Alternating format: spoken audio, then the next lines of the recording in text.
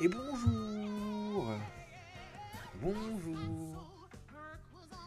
C'est vache, j'ai dit bonjour et pas bonsoir. On est le matin. Ça fait longtemps qu'on s'est pas retrouvé pour un café de Walt. Voilà, la matinale des voyages de Walt. On est le 22 janvier. Il est 8h06 du matin. Vous êtes sur le chemin du travail peut-être. Bienvenue à tous. On est ensemble pour une petite heure pour retracer l'actu Disney. Pas Disney Park cette fois, juste Disney. De ce qui s'est passé ces précédentes jours. J'espère que vous allez bien. Vous avez passé une bonne... On était ensemble hier soir. On était ensemble hier soir pour débriefer sur le calendrier 2025, soit le mercredi. On se retrouve ce matin, tranquillement, voilà. Prenez un café, prenez un jus d'orange, allez au boulot si vous n'y êtes pas déjà. Prenez les enfants, n'oubliez pas, hein, ils ont aussi école ce matin. Vous êtes en retard si jamais vous n'allez pas. Voilà, bienvenue à tous, bonjour. Comment ça va? Vous avez passé une bonne nuit? J'avoue que j'aurais bien dormi une heure de plus. Voilà, on va se le dire. Une heure de plus, ça aurait pas été. Voilà, ça aurait été appréciable. Donc, j'étais un peu réveillé, mais une heure de plus, ça aurait été cool. Voilà. Mais enfin, on est ensemble juste pour une heure avant d'attaquer le travail. Et bah voilà, on est reparti. Alors, le Café de Walt, c'est pas nouveau hein, sur la chaîne. Il y avait déjà eu un essai en avril dernier, je crois. Donc en avril 2025, ça date.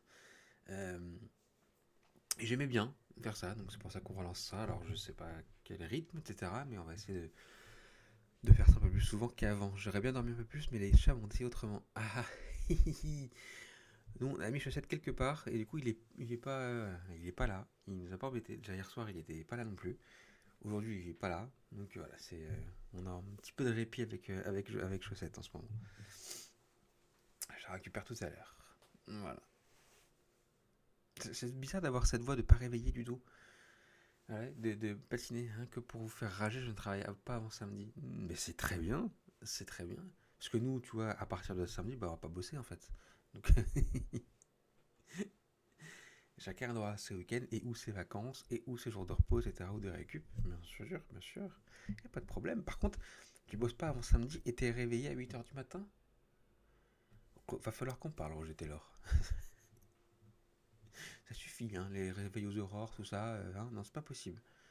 Après, tu fais des blagues cheloues, tout ça. Non, non, falloir se reposer un petit peu, hein. Oui, oui. C'est important. Ah, j'ai très très soif par contre. Je me suis même pas amené d'eau ou de jus d'orange. J'ai oublié. J'ai oublié.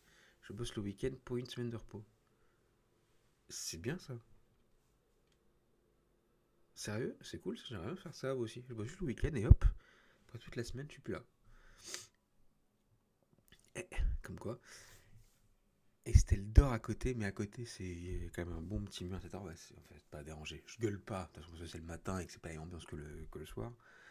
Même si je gueule pas de but non plus, mais bon, voilà. Là, il n'y a pas de raison. On réveille pas les gens le matin, je réveille juste vous. Je vous accompagne avec cette douce voix sur le chemin du travail. Donc, on est ensemble pour les news Disney. C'est le sujet du matin. Le news Disney Parks, c'est le dimanche soir. Et alors, on avait l'habitude de faire ça aussi, c'est de retracer ce qui allait arriver sur Disney Plus dans les jours slash semaines qui viennent. Et on va essayer de le faire encore. Hop là. Quand ce site Chronique Disney, voilà, qui recense tout ça. On apprend quoi? Qu'il y a une nouvelle saison des Sorciers de Waverly Place, le nouveau sorcier, donc le nouveau, qui débarque aujourd'hui, qui a débarqué hier, pardon, le 21. Alors, je n'ai pas apprécié, on a essayé avec Estelle hein, de regarder ça, j'ai pas apprécié la première saison. Même si des personnages importants faisaient des caméos, etc., ça ne révèle pas le niveau. Et même si Selena Gomez et David Henry sont les producteurs, je sais pas, on n'a pas accroché du tout. On a arrêté, on a fait le premier, le deuxième, on a arrêté au bout du 3 je crois. Je savais pas l'intérêt. Je suis très surpris qu'ils en fassent une saison 3 c'est que ça a marché, hein, visiblement. Mais ouais, autant j'avais adoré la série, l'originale, celle d'avant, autant celle-là, non, je ne sais pas. Je peux passer à côté d'un truc. Donc, s'il y avait s'il y a une saison 2, c'est que ça fonctionne. En fait, je suis pas attaché au personnage plus que ça. Et même si ça ressemble beaucoup, c'est vrai, à une série Disney Channel, ça oui. Euh, je sais pas, il n'y a pas d'attachement au personnage particulièrement, il n'y a pas voilà, c'est. Voilà. Qu'est-ce que l'autre encore Phineas et Ferb nouvelle saison, je ne savais toujours pas que c'était fini, mais le problème des séries Disney Plus, c'est que je les commence, mais je n'ai jamais le courage d'aller jusqu'au bout. Ah bah, au boulot, voilà, regarde au boulot. Il n'y a pas de stream, hop, une petite série Disney Plus. Qu'est-ce qu'on a On a aussi ça, j'ai vu la bande-annonce de ça, Pole to Pole, c'est un documentaire National Geographic qui sort sur Disney Plus, de fait, où Will Smith fait une traversée pôle à pôle. Voilà. C'est vraiment la veine des documentaires Nat Geo que j'ai envie de regarder. Voilà, c'est vraiment ça. Ça a l'air bien, sans l'aspect télé-réalité qui m'intéresse pas. Juste l'aspect belles images, savoir, simplement, tu vois, faire des trucs que je vois pas ailleurs, en fait, ou que je regarde pas ailleurs. Ça, c'est intéressant. Donc c'est plus ça que, ouais, ça serait intéressant. C'est sorti le mercredi 14 janvier. Et, euh, et je voudrais bien le voir. Du coup, Taken, oui, ils ont tous les Taken qui sont sortis aussi sur Disney+. La nouvelle saison des Simpsons, la saison 37, déjà. Le film est en préparation, je vous rappelle. Euh, Pas grand chose en fait en ce moment sur Disney+. C'est compliqué. Et prochainement, il y a quoi Miraculous. Miraculous Tokyo, c'est l'Air Force. Genre, ils ont fait un Miraculous Power Ranger. Qu'est-ce que c'est que cette merde? D'accord, ça sort le 23, vendredi. C'est un. Ok, très bien. Très bien, très bien. Qu'est-ce qu'on a encore? J'ai regardé Tron Ares. Je l'ai regardé aussi. C'était le regarder, pas vraiment, etc. Je l'ai vu. Voilà. Je l'ai vu. Voilà. Je sais pas quoi en penser. Je l'ai vu. En fait, tu sens que c'est Jared Leto qui a fait ce film pour lui. Simplement pour lui. Et c'est tout. Il n'y a pas de rien derrière en fait. J'ai commencé la saison 2 de Percy Jackson. Et ça, j'ai jamais regardé. Même le film en fait, j'ai jamais vu ça. Et c'est bien ou pas? Je sais que Soso, je crois aussi, est pas mal là-dedans. Ça fait un moment que je ne trouve plus mon compte sur Disney+. Ça fait un moment qu'on n'a rien regardé sur Disney+. Ça, c'est vrai aussi, ouais. On a quoi qui arrive bientôt? Le Stitch le 21 février. Ça, c'est cool. On a Elio qui arrive le 20 mars. Et moi, j'attends ça beaucoup. Malcolm, le 10 avril. Alors, c'est dans longtemps encore, hein, dans 3 mois. J'attends ça beaucoup. Ouais, j'ai hâte que ça arrive parce que j'adore Malcolm. Les 7 saisons, je les consomme comme ça. Et avoir ce qui s'est passé après, bah ouais, j'aime beaucoup ce genre de truc. Voilà. Donc, surtout qu'ils ont tous grandi, etc. Enfin, ils ont tous leur vie. Donc, ça, j'ai hâte. Elio, j'ai regardé Elio dans l'avion la dernière fois, en partant en Floride. C'était pas si mal. Moi, c'était pas si mal. C'est pas si bien non plus, hein, mais c'était pas si pire. Et en vrai, non, ça se regarde. Ça se regarde. C'est une histoire toute simple. C'est très très beau par contre. Très très beau. C'est pas Pixar qui a marché de ouf, hein, très clairement. Mais peut-être que sur Disney Plus, il trouve son public parce que c'est plus un film popcorn, j'ai l'impression. Un truc que tu consommes comme ça un dimanche après-midi, rapidement. Voilà. Il n'y a pas d'enjeu à l'histoire. Voilà. Donc, oui, non, je le reverrai pas, je pense. Mais en tout cas, c'était pas un mauvais film. Je sais pas ce que c'est ça, Wonder Man. Quelqu'un sait? C'est du Marvel, mais quelqu'un sait ce que c'est Wonder Man?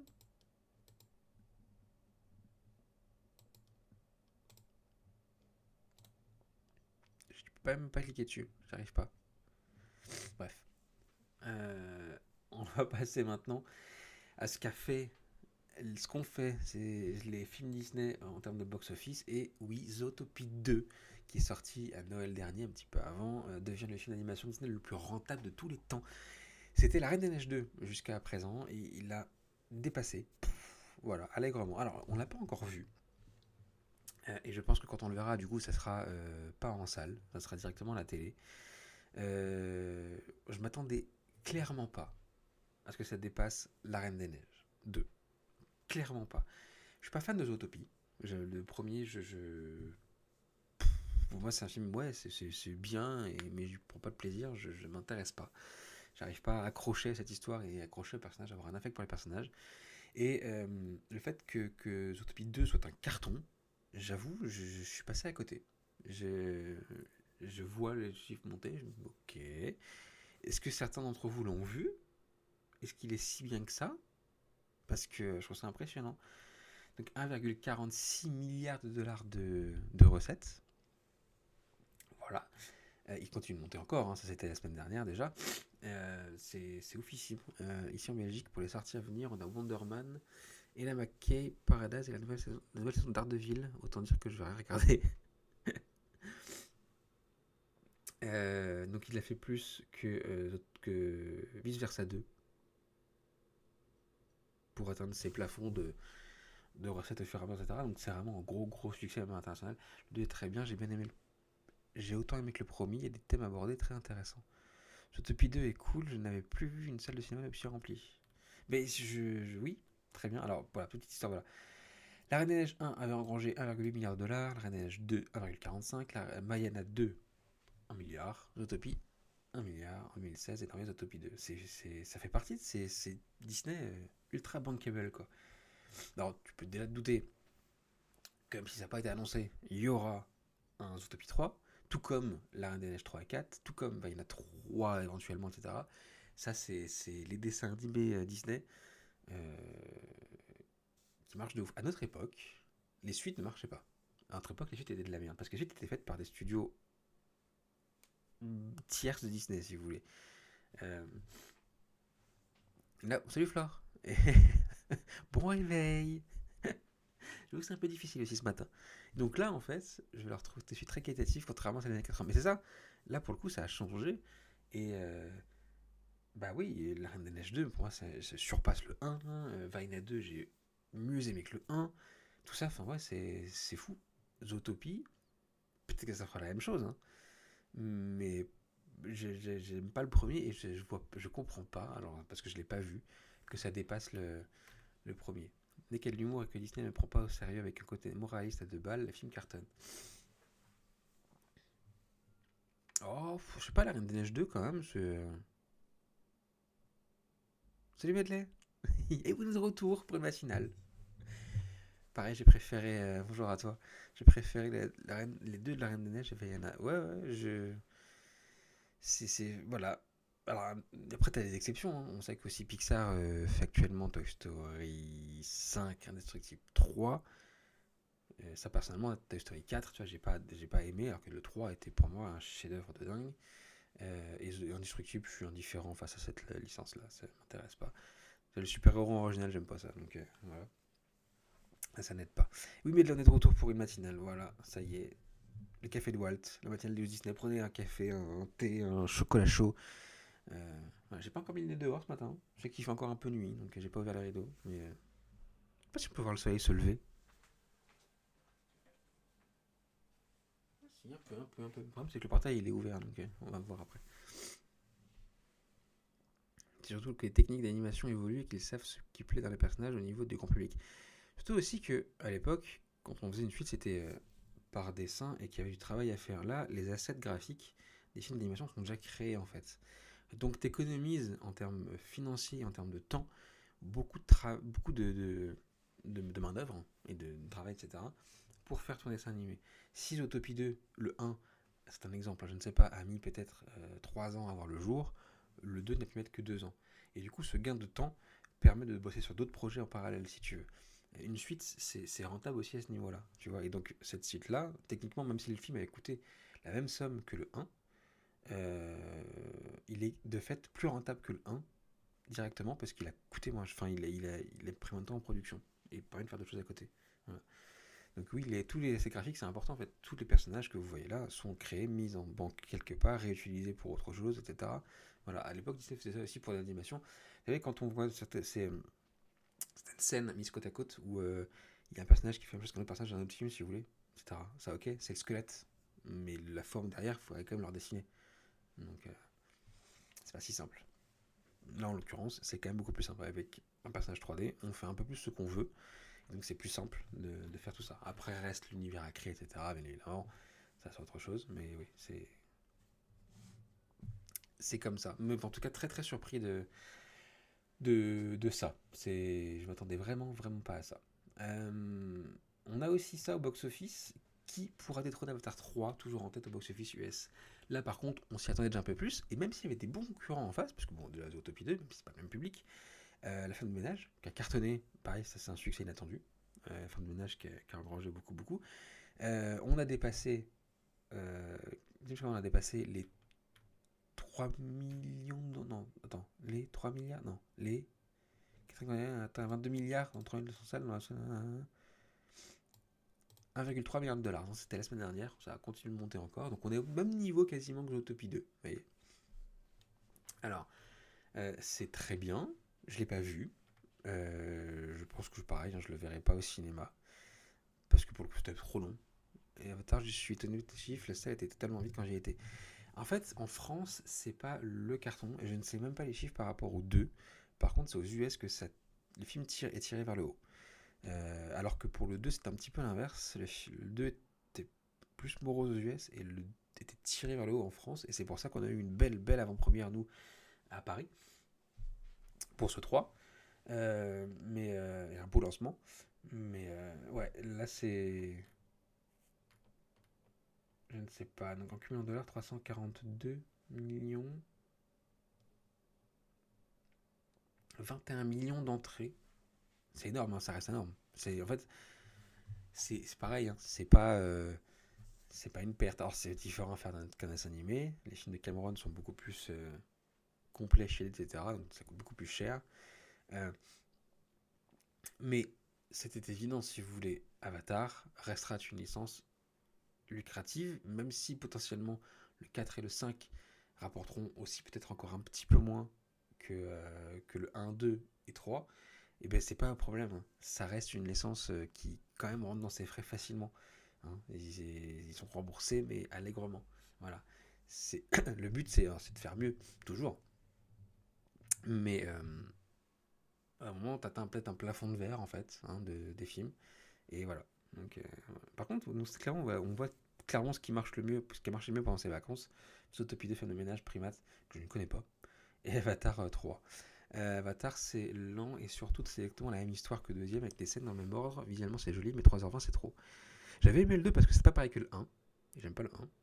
Euh, Moi, ce qui m'intéresse, c'est aussi d'étendre un peu l'univers, si tu veux, et le fait d'explorer encore un nouvel horizon d'Avatar, de Pandora. Je trouve ça intéressant. Je m'attends plus maintenant qu'on a trois peuples dans Avatar, que dans 4 et 5, t'as une aventure unie, si tu veux, qu'on n'a pas vue. Là, on a fait les présentations pendant 3 films, c'était très long, un peu comme quand tu présentes la communauté de l'anneau, par exemple. Maintenant, il est temps de passer à autre chose, un autre niveau de l'histoire, si tu veux. J'attends plus ça dans le 4 et 5. Parfois, je me demande si les chiffres ne sont pas un peu truqués parce que c'est Cameron et qu'on ne veut pas dire que c'est un semi-échec. Non, je pense que certains journalistes et autres US seraient contents de dire qu'un jour Cameron s'est cassé la gueule. Voilà. Pourquoi ce serait truqué? Parce qu'en fait, techniquement, hein, ces chiffres-là sont scrutés pour permettre de dire ok, on lance la prod d'autres trucs après. Donc t'as pas de raison vraiment de fermer ça. Pourquoi Cameron plus qu'un autre, on n'hésite pas à dire que un Spielberg est un échec, par exemple, tu vois. À partir de là, le 3, tu prends la même scénario que le 2, le même personnage, et tu rajoutes un petit truc pour dire regardez, on fait différent. Je comprends, je comprends. Écoutez, je l'ai pas vu, donc j'ai pas d'avis là-dessus. Je le verrai, je pense en détente. Bonjour Lycéenne Bim, comment ça va? Je le verrai en dilettante comme ça à la maison, même s'il est long, ça fait une soirée. Voilà, on verra. Euh, la news, Disney prend une décision radicale pour sauver Star Wars des têtes tombées. Des têtes sont tombées, ça c'est le genre de titre putaclic de ouf. Alors on le sait maintenant, depuis quelques temps, Kathleen Kennedy, après 14 ans à la tête de Star Wars, de Lucasfilm, est partie. Enfin, en tout cas, a été demandé. On l'a laissé partir. On lui demandé de partir, etc. Kathleen Kennedy, elle a été mise à la tête de Lucasfilm au rachat par Disney de Star Wars. Voilà. Elle était censée, c'est ce qu'elle a fait, étendre l'univers, proposer de nouvelles choses, etc., pour faire évoluer Star Wars et de faire un Star Wars qui soit plus dans l'esprit, un modèle Marvel DC Comics, si vous voulez. Un truc plus long, etc. Ils ont décidé dans cette vision-là de plus accepter tout ce qui était autre chose que les films qui avaient été créés à l'époque, déjà. Donc ça, c'est pas bon signe. En gros, tu te mets déjà tous les fans ados. Voilà. De faire 3 films que vous connaissez, 7, 8, 9, avec 2 réals différents, ce qui n'est pas bon non plus. Son vision globale, c'était son premier œuvre, donc un 7, 8, 9 qui n'a pas plu du tout, ni aux fans ni aux gens, globalement. Hein.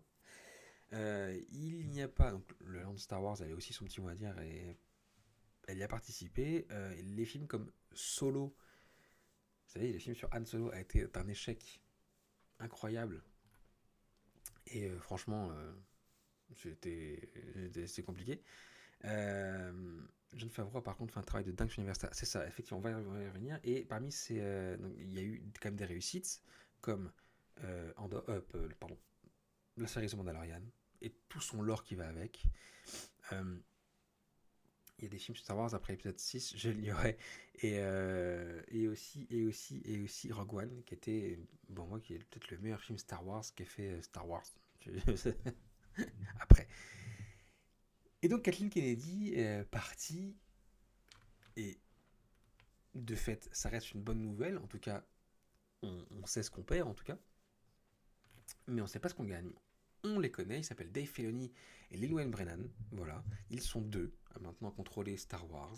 On va voir ce qu'ils vont en faire pour incarner ce renouveau Disney mise sur la continuité et l'expertise interne. Le volet créatif revient à Filoni, actuel directeur de la création et véritable fils spirituel de George Lucas.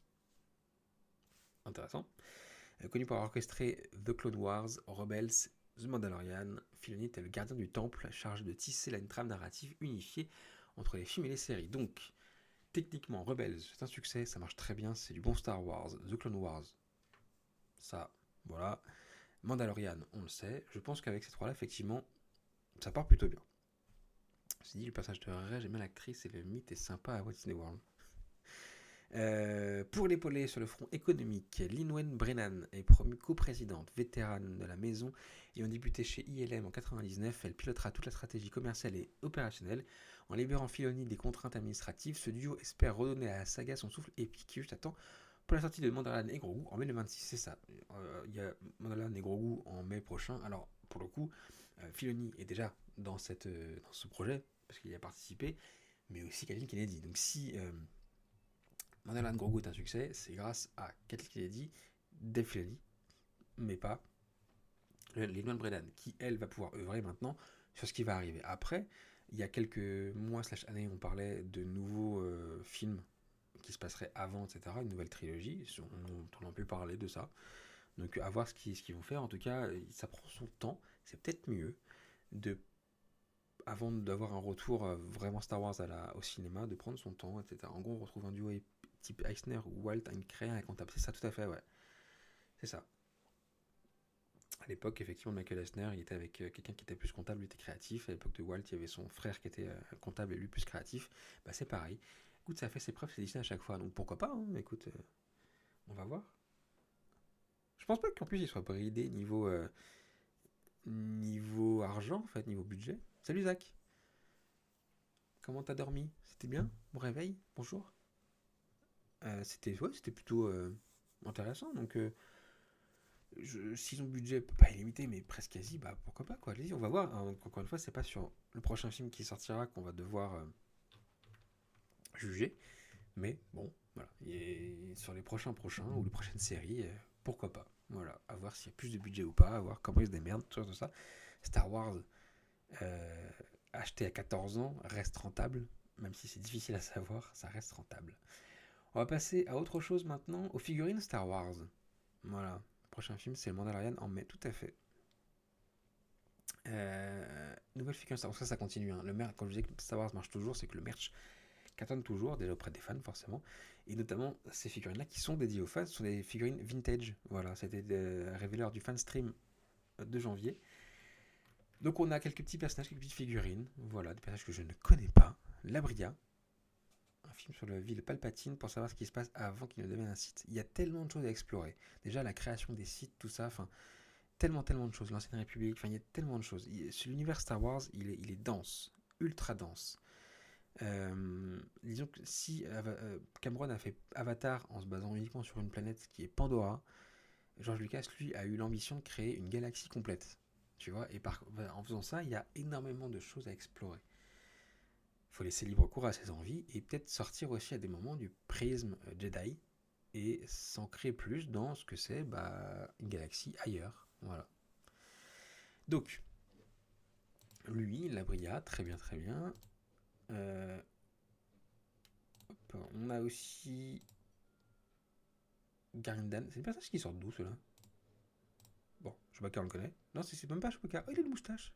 Kaloum. Shalmoum.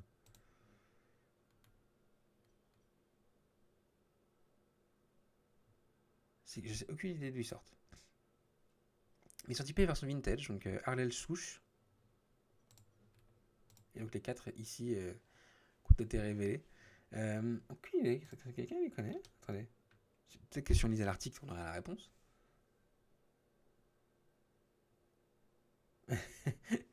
Alors attendez. Se distingue par son focus sur les habitudes de la cantina de Nouvel Espoir. Ah bon? C'est inclut 4 personnages, Labria, un Dévorien, Garindan, un Cubase, Shalmoun, un Wookie. C'est-à-dire que ces personnages sont en background de la cantina. Celui-là me dit quelque chose. Ça oui. Mais ça, attendez. On va chercher. Si on tape Shalmoun Star Wars.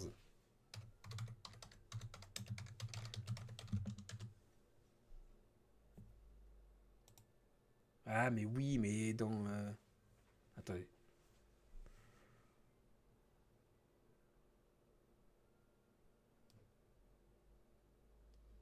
Je vois plein de choses différentes là, mais... C'est la version 1 de Star Wars.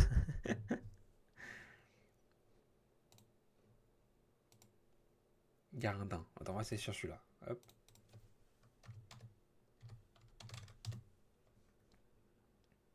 Lui, il me parle, j'ai déjà vu lui. Effectivement, ce petit personnage.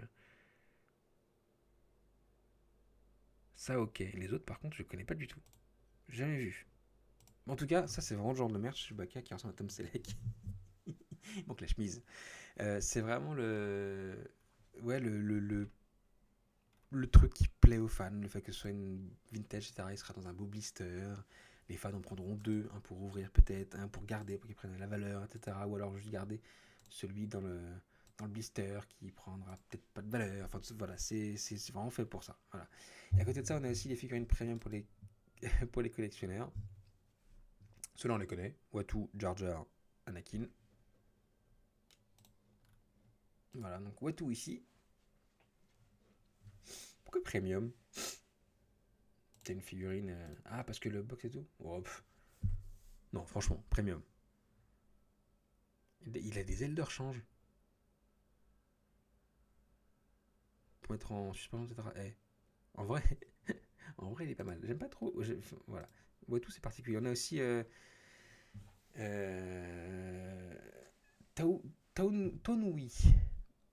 Elle a pris un coup de clocheton. Elle a grossi.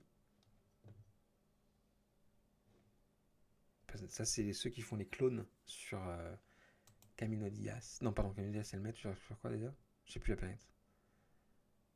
Geonosis.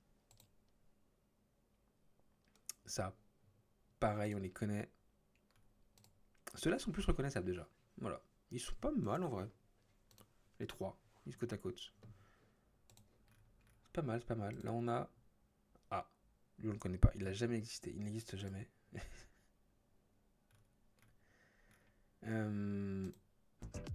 Oh, ça a duré 30 minutes leur. Stuff that I think we did way back when there were 12-inch figures. I think the team back then designed up his headpiece, what it looked like underneath the hood. Yeah. And this is bringing it into 3 3/4. Faire 30 minutes sur que les figurines. His goggles, his blaster, and then the kind of the double layer cloak that he has on. So I think that's one of the things that oftentimes gets missed.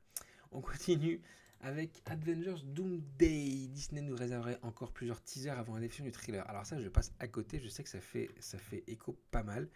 En gros, les fans d'Avengers misent beaucoup sur... Marvel et Avengers misent beaucoup sur Doomsday. Voilà, et un premier trailer avait déjà été diffusé. Attends, j'aimerais retrouver le... Bon, on va aller directement sur... Hop là, YouTube, c'est plus simple. Pendant le Super Bowl. Et en fait, on attend à ce qu'il y ait d'autres trailers qui soient diffusés.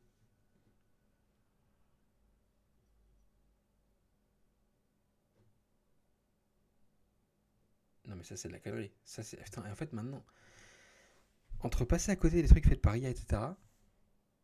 Fan-made, après on annonce un... Ça c'est la vraie ou pas?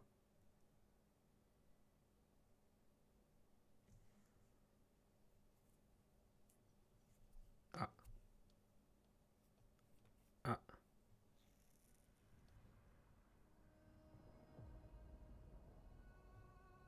La fin une partie du voyage. Non. Non. Ils sont là. Les barrières sont tombées. Non. Tout ce qu'on voit, on avait vu un trailer à D23, ce n'est pas ça. Ils vont trailer à D23?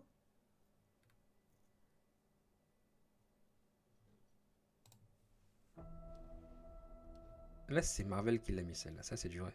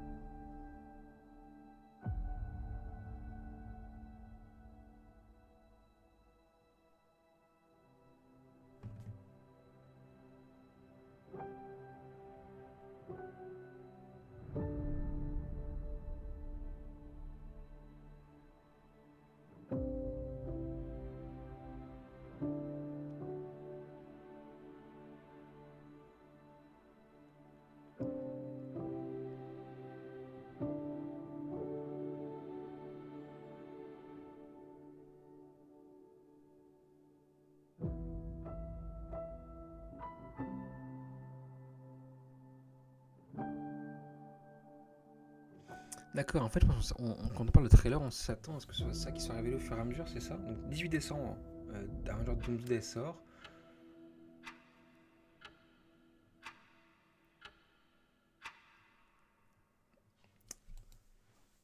C'est vraiment attendu ça?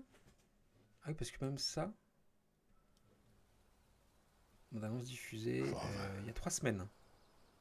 All my life, I have answered every call. To honor, duty, to war. But now fate has given me something I never sought.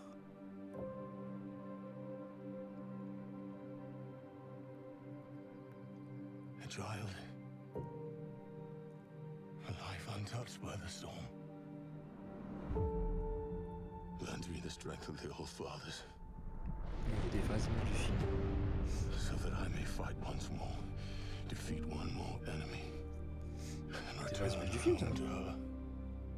Not as a warrior, but as warmth. To teach her not battle, but stillness. The kind I never knew. Please, Father, heed my words.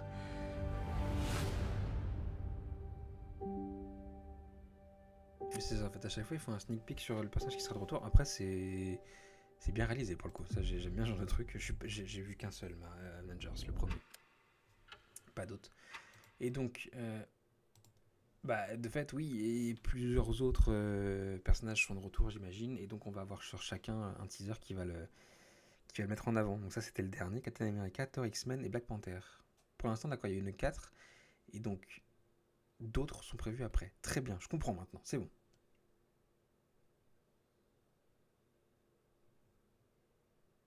Et donc, le teaser final devrait avoir lieu pendant le Super Bowl qui se tient le 8 février.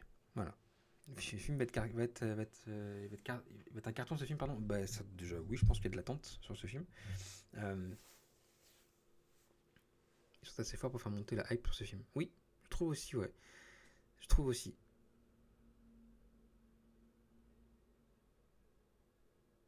Je passe mon tour sur les Avengers. Les Marvel, on a vraiment bouffé à toutes les sauces. C'est vrai, et je pense que là, c'est peut-être la rédemption du truc, si tu veux. On est sur un Marvel qui veut peut-être faire référence à d'autres. Enfin, tu vois, au passé, plus qu'à ce qui a été créé après Avengers 3. Tu vois, quelque chose de plus. C'est comme si c'était un Avengers 4, tu vois, ou la rédemption des Avengers, ou un truc comme ça, tu vois. C'est. Voilà, c'est. Pareil, je n'aime pas trop Marvel, donc je passe mon temps. C'est pas mon truc, hein, clairement. Voilà.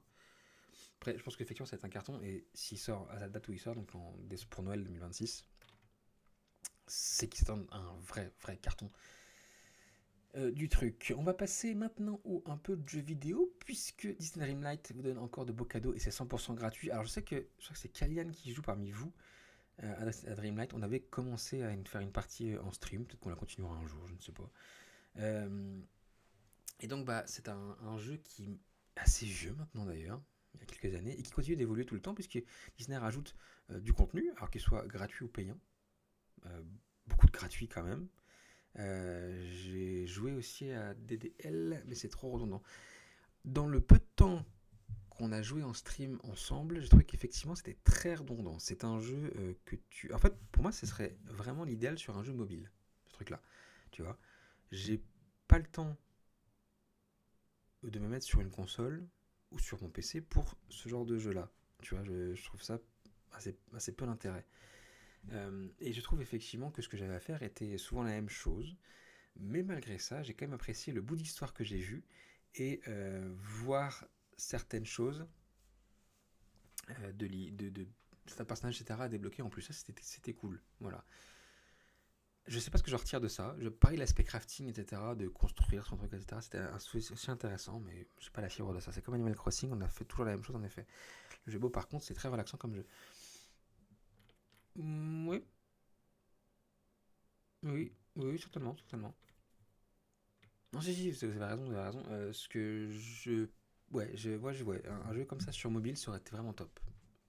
Voilà, ça arrivera peut-être un jour, mais faut que j'y mette un Dreamlight. J'ai pas encore fini de débloquer tous les persos du château. Donc, du coup, pour 2026, ils ont donné 2 codes à rentrer dans le jeu pour débloquer du contenu. Je pense que vous l'avez fait, déjà. Ok, voilà, c'est toujours très intéressant, hein, et c'est un jeu qui évolue encore une fois souvent, parce que c'est Kalian qui poste les news, je crois, sur le chat Discord des jeux vidéo de mémoire, et du coup, ouais, je vois ça, c'est un jeu qui bouge au fur et à mesure, et je sais pas quand est-ce qu'il a été créé, mais en tout cas, voilà, ils en prennent soin de celui-là. C'est une bosserie. Et puis, enfin, s'ils en prennent soin, c'est que ça doit rapporter de l'argent. Et donc le contenu payant qu'il y a est assez lucratif pour eux pour continuer à faire avancer le jeu. C'est tout ça. Quand le public commencera à plus mettre de thunes là-dedans, peut-être que pour l'instant c'est bon. Sur toutes les plateformes. Ouais, vraiment, toutes les plateformes. Il est dispo partout ce jeu. Ça va faire 4 ans maintenant. 4 ans déjà. Après, c'est des jeux comme ça qui ont une longévité extraordinaire. Dans le même style. Oui, non, mais justement pas sur mobile. Mais sur toutes les autres plateformes. Pas sur mobile. Dans le même style, je sais pas si tu connais No Man's Sky sur PC, ce jeu est sorti des enfers. Il est mal né, il a été complètement amélioré au fur et à mesure, et pour moi c'est un banger absolu ce jeu. J'ai passé des nombres de heures incalculables sur ce jeu, et sur Mac ici, il doit y être. Si, je pense. Hein. Si, je pense. Ouais, c'est ce genre de jeux qui ont une longévité extraordinaire, et ils sont rares, hein, pas beaucoup. On ne sait pas pourquoi, c'est comme ça. Sur Mac, il doit y être parce qu'il y a Steam sur Mac. Donc attends. Hop, si on lance Steam par exemple, Dreamlight doit aller, hop là, tac, et qu'on va ici, on va savoir tout de suite s'il est disponible sur Mac ou pas.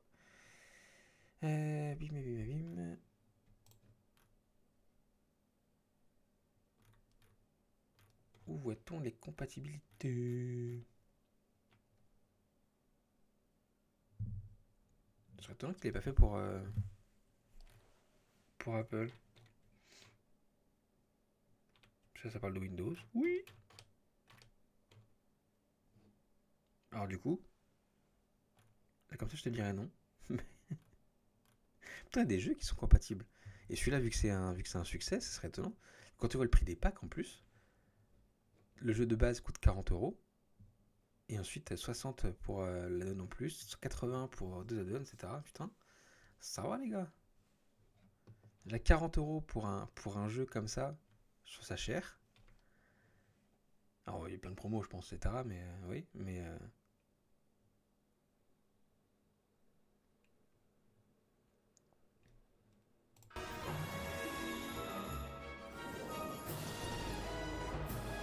Ah, c'est beau.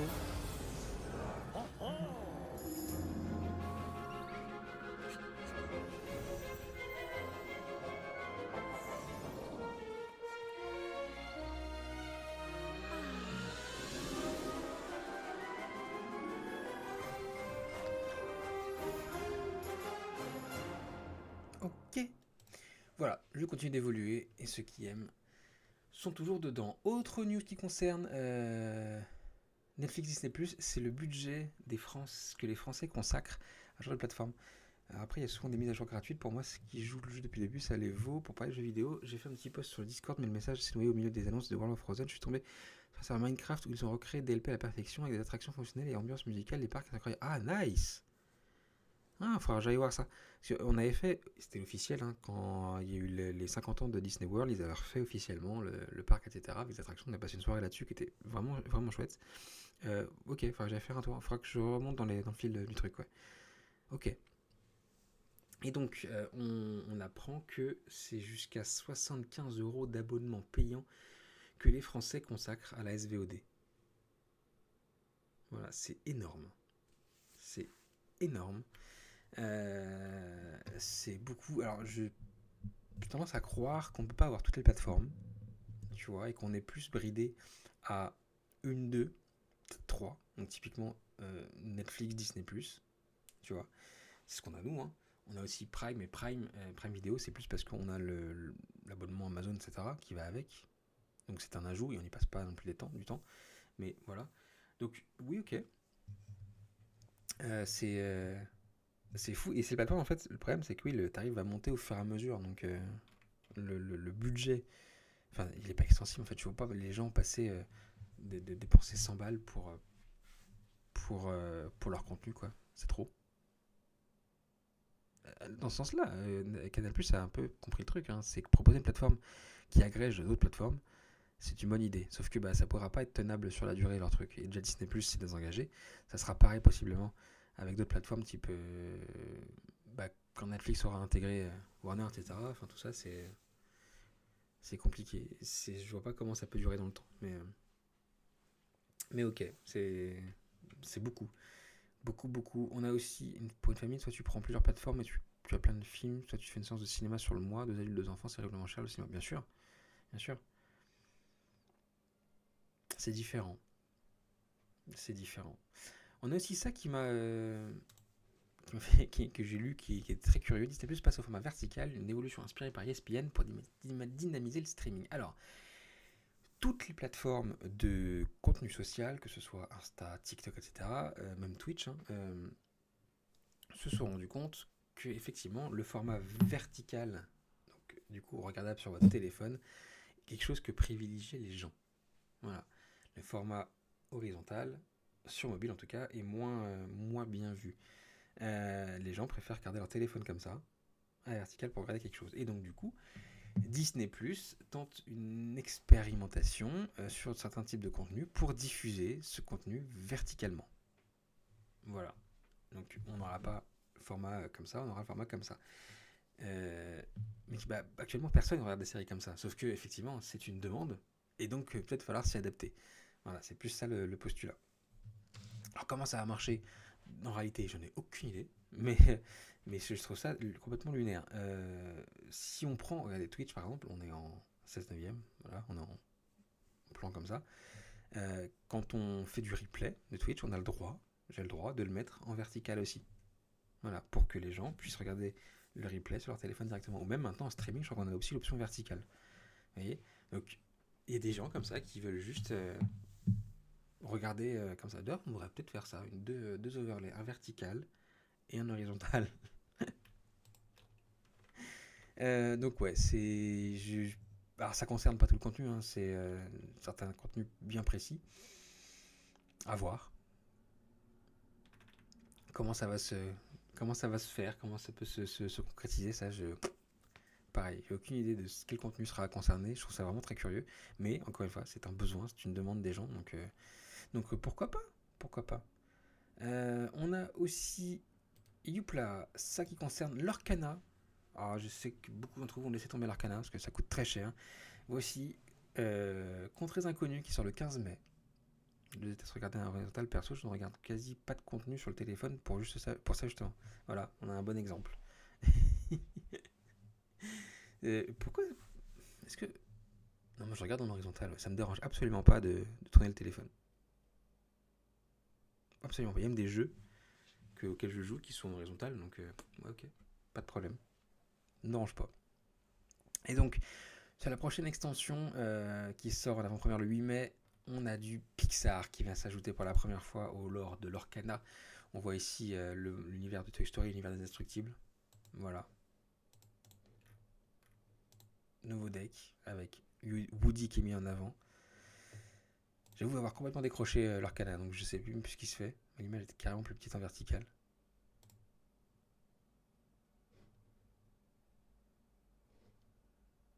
Je tourne aussi le téléphone, mais on ne voit pas grand chose sur la coque. Ah, j'aime bien ce tapis. Avec Merida. Il est cool. Donc voilà, non, il est temps que Pixar arrive. Alors encore une fois, j'ai lâché complètement, je sais pas ce qui se fait dans l'Orcana. Je trouve cool que ça marche. Et déjà, ça marche bien parce qu'il y a aussi le Epcot, le Festival of Arts, où il y a beaucoup de choses d'Arcana qui sont proposées cette année. C'est très cool. Voilà, ouais, c'est sympa. C'est sympa. Après, le but, c'est d'ajouter au fur et à mesure des mécanismes de jeu, sinon après, tu t'emmerdes, quoi. Mais, ouais, j'ai toujours mes classeurs avec les 5 premiers sets complets, je crois.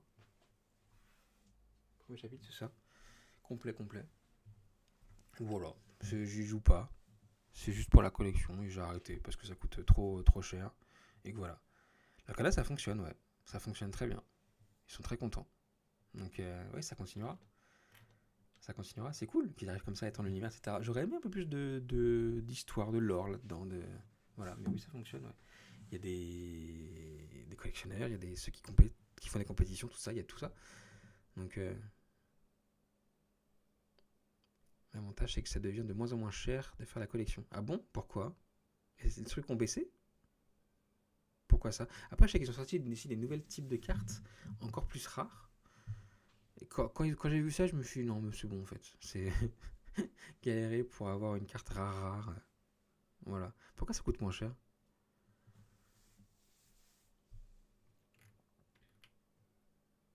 J'ai encore des cartes Lorcana reçues en cadeau de la D23 dans leur blister. Ouh. Ouh.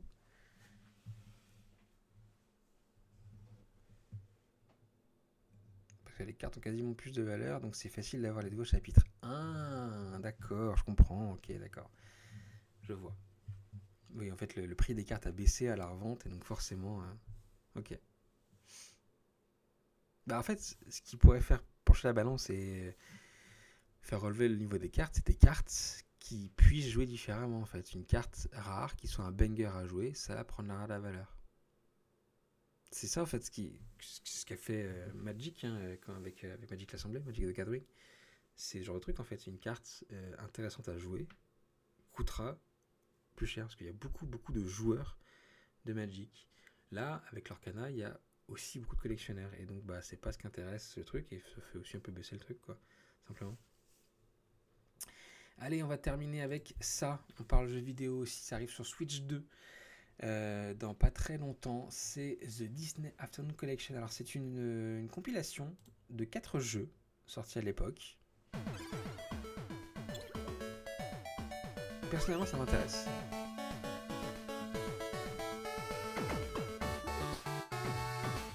Ah, 6 jeux. On a Picsou, on a Tic et Tac Ranger du Risque, Mister Mask,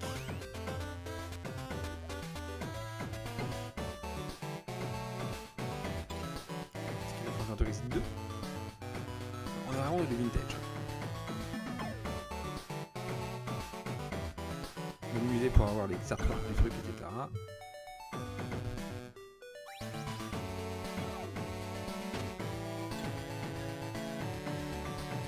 Jeux sur NES à l'époque. Bah oui, c'est aussi mieux que ça. Ça sort en avril sur PS4, Xbox One, Switch 2.